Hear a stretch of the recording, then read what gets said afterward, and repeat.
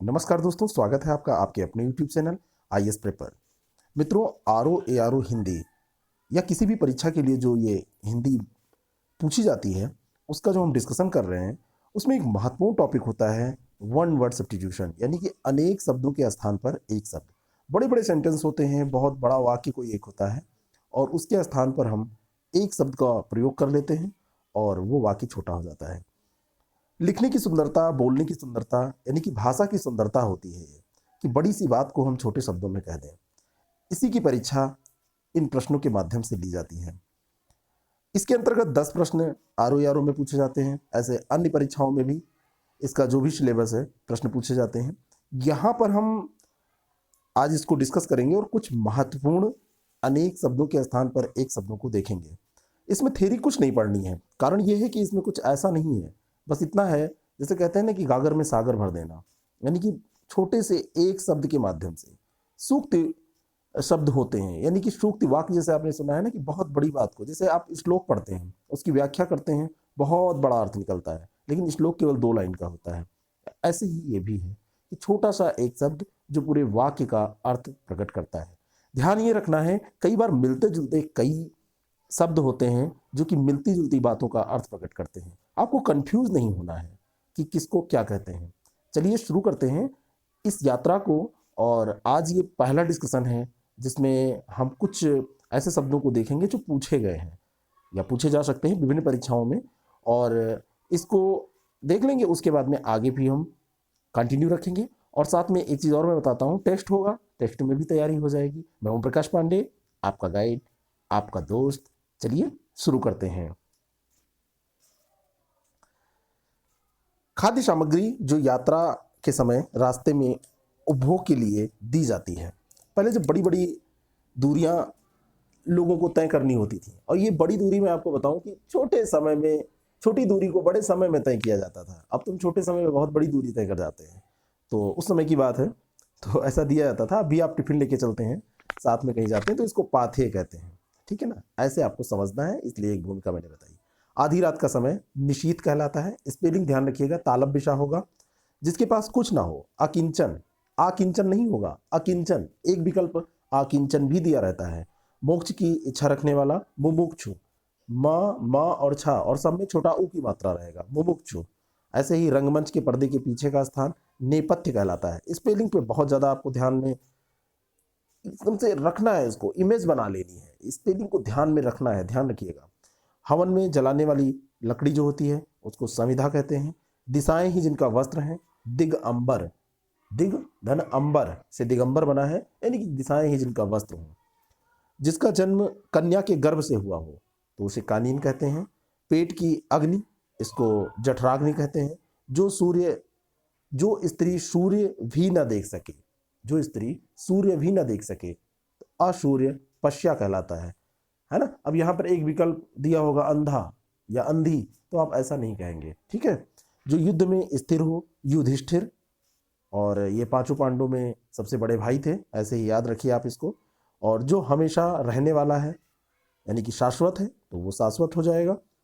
जिस पुरुष की इस पत्नी साथ नहीं है तो वो विपत्नीक होगा।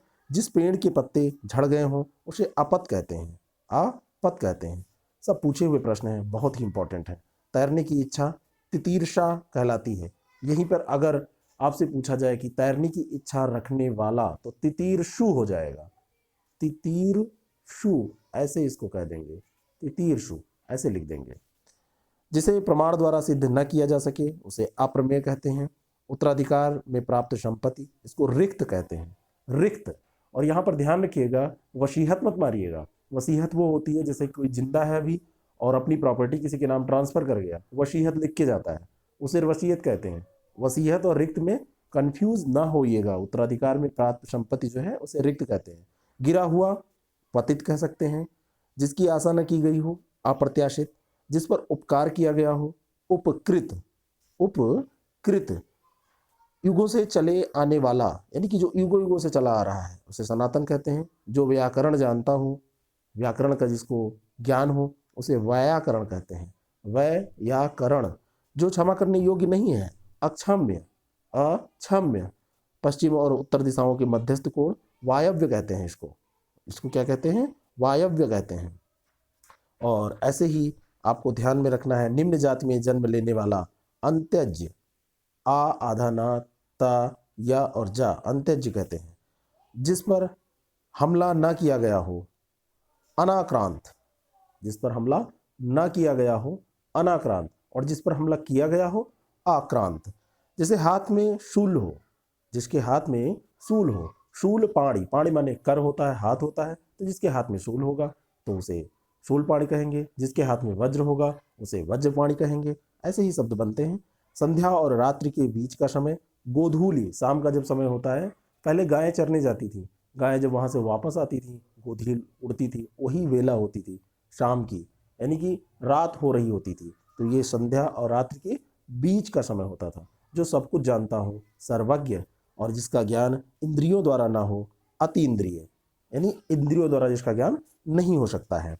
आगे हम बात करें, जिसका दमन करना कठिन हो, दुर्दमनीय, है ना, दुर्दमनीय। स्पेलिंग पे ध्यान दीजिएगा, इसकी स्पेलिंग इंपॉर्टेंट है।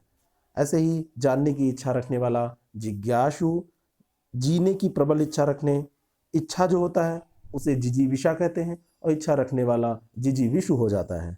अन्य से संबंध ना रखने वाला अन्योन्या संबंधी, अन्योन्या संबंधी। स्पेलिंग बहुत सही से ध्यान दीजिए। जो कुछ ना कहा गया हो, जो कुछ, जो कहा ना गया हो, कुछ नहीं, जो कहा ना गया हो अकथित, जो ना कहा गया हो तो अकथित। व्यर्थ खर्च कर डालने वाला ये होता है अपव्ययी, अपव्ययी। मितव्ययी क्या होता है, कमेंट बॉक्स में आप बताएंगे। जिसका शत्रु जन्मा ही ना हो तो उसे क्या कहते हैं? अजात शत्रु। वनस्पति का आहार करने वाला वनस्पत्याहारी, वनस्पति का आहार कर रहा है तो वनस्पत्याहारी। शाकाहारी किसे कहते हैं? आप जानते हैं। ऐसे मांसाहारी होता है, जहाँ खाना मुफ्त में मिलता है, सदावर्त। जो कुछ नहीं जानता है अज्ञ, जिसका आदि व अंत ना हो, अनादि अनंत कहते नहीं है, अनादि अनंत ईश्वर को कहते हैं। ऐसे ही प्रिय वचन बोलने वाली स्त्री प्रियमवदा, प्रियमवदा याद रखिएगा।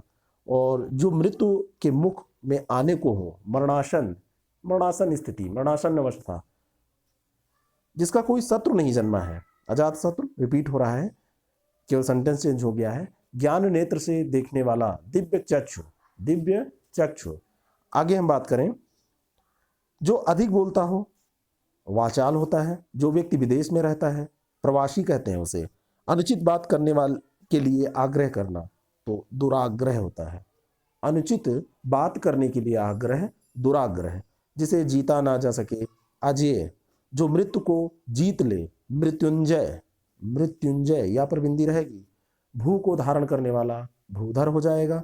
गुरु के समीप रहने वाला छात्र अंतेवासी। ऐसे ही जिसका निर्णय ना हो चुका हो तो अनिर्णित, जिसका निर्णय ना हो चुका हो अनिर्णित। अच्छे कुल में जन्म लेने वाला तो कुलीन कहते हैं उसे। जो शोक करने योग्य ना हो तो अशोक्य हो जाएगा। जिस पर आक्रमण हो आक्रांत, जिस पर आक्रमण हो उसे आक्रांत कहते हैं। और जो हमेशा रहने वाला हो शाश्वत है। जिसके हाथ में ममता नहीं है वो निर्मम है। जिसके हाथ में नहीं होगी ममता, मैं गलत पढ़ गया, जिसके हृदय में ममता नहीं हो वो निर्मम होगा। जिसकी ग्रीवा सुंदर हो सुग्रीव होगा। सुग्रीव एक पात्र था, और रामायण, जब रामचरितमानस या रामायण आप पढ़ेंगे उसमें, जो आँखों से सुनता हो तो इसको क्या कहते हैं? श्रवण चक्षुक। ऐसे जो पेट के बल चलता है उदरचर। जिसके सिर पर बाल ना हो खलवाट बोलते हैं। जिसके सिर पर बाल नहीं है उसे खलवाट बोलते हैं। आगे हम बात करते हैं, जिसे बाहरी जगत का ज्ञान हो, जिसे बाहरी जगत का ज्ञान ना हो तो उसे क्या कहेंगे? कूपमंडू। जिसे बाहरी जगत का ज्ञान ना हो। गोद लिया हो, जो जिसको गोद लिया गया, तो जैसे दत्तक पुत्र दत्तक पुत्री होती नहीं है तो वैसे उसको दत्तक कहते हैं। पसीने से उत्पन्न होने वाला श्वेदज। जो अवैध संतान हो जारज। बाएं हाथ से कार्य करने वाला सब्यसाची। लबड़ा मत कहिएगा, सब्यसाची। जो देखने में प्रिय लगे प्रियदर्शी। बहुत तेज चलने वाला द्रुतगामी। जो अपनी बात से टले नहीं अटल। जो अपनी बात पर कायम रहे, टले नहीं, उसे अटल कहते हैं। पीछे पीछे चलने वाला अनुगामी। कभी कभी ये जो प्रश्न पूछा जाता है अनुचर देकर भी पूछ लिया जाता है। तो अनुचर और अनुगामी, अगर आपको दोनों में से एक विकल्प मिलता है आप टिक कर सकते हैं, अगर दोनों दिए हैं तो अनुगामी आप टिक करेंगे। जिसकी संख्या ना हो सके, जिसकी गणना ना हो सके, जिसकी संख्या ना हो सके, है ना, तो जिसकी संख्या ना हो सके असंख्य, है ना, ऐसे ही अगणनीय, अगण्य, है ना। जो कम खाता है अल्पाहारी, पश्चिम दिशा जिसमें सूर्य अस्त होता है उसे अथमना कहते हैं, अथमना। जिसके अंदर अर्थ भरा हो तो उसे क्या कहेंगे, अर्थगर्भित। ऐसे सार गर्भित होता है ना। बिना वेतन का अवैतनिक, जिसकी उपमा नहीं हो तो अनुपम हो जाएगा, जिसकी उपमा नहीं हो वो अनुपम हो जाएगा। जिसका दूसरा उपाय नहीं हो तो अनन्योपाय हो जाएगा, अनन्योपाय। आप जब कभी भी ऐसे आपके शब्द फंसे कि आपको नहीं आ रहा है, क्योंकि निगेटिव मार्किंग है तो गलत करके नहीं आना है उसको, आपको उसका अर्थ निकालना है। जो विकल्प में शब्द दिए हुए हैं तो पता चलेगा, एलिमिनेशन करेंगे तो दो तीन वैसे ही, दो तो निकल ही जाएंगे, बचेगा दो, उसको संधि विच्छेद करके देखेंगे, सटीक शब्द मिल जाएगा। जिसका मन उदार हो, उदार मना उसे कहते हैं।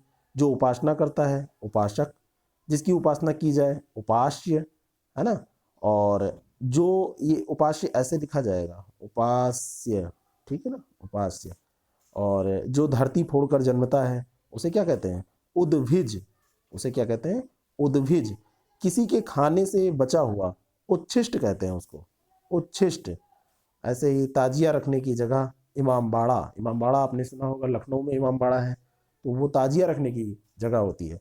पृथ्वी का वह भाग जो दूर तक समुद्र में चला गया हो तो इसे क्या कहते हैं, अंतरीप। ऐसे ही हम आगे कुछ और आपके सामने छटे हुए शब्दों को लाएंगे, क्योंकि बुक्स में बहुत ज़्यादा दिया हुआ है। ये ऐसे शब्द हैं जो पूछे गए हैं, फिर से रिपीट हो सकते हैं, पूछे जाते हैं अक्सर। ऐसे ही जुड़े रहिए, अपना प्यार बनाए रखिए, सहयोग बनाए रखिए। चैनल को बढ़ाने में आप सहयोग कर सकते हैं। अगर ये अच्छा कार्य कर रहा है तो आप इसको शेयर करें। अगर आप पहली बार देख रहे हैं तो इसको लाइक, सब्सक्राइब कुछ भी कर सकते हैं अगर आपका मन हो। Thank you very much, all the best.